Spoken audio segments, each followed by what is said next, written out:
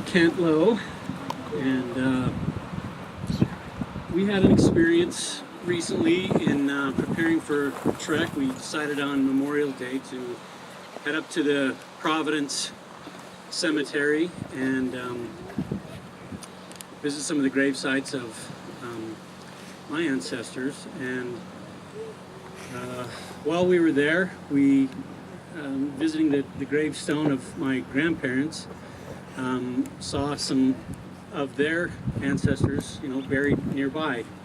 And we found a stone of a man named Jacob Zollinger. And whether I didn't listen or didn't remember or pay attention as a kid, I didn't remember the stories, but he was a pioneer.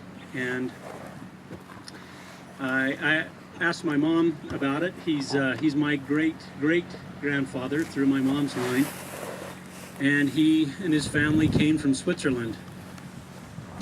And the gospel and the missionaries came to their hometown in Switzerland, and his parents accepted the gospel and were baptized, and at least one brother and one of his sisters were going to be baptized on this particular day in a winter. And Jacob went with them, and his older brother had been injured and was on a crutch. He used a crutch to get around. And so this is through Jacob's journals. He watched his brother go down into the river in the middle of winter. There was snow on the ground, and he was baptized, and when he came back out, he had been healed.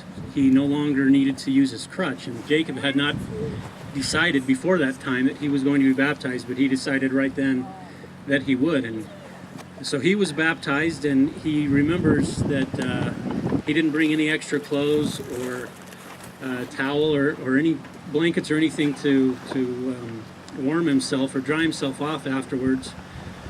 But instead of freezing on the long walk home, he felt not only warm, but he said that he was sweating.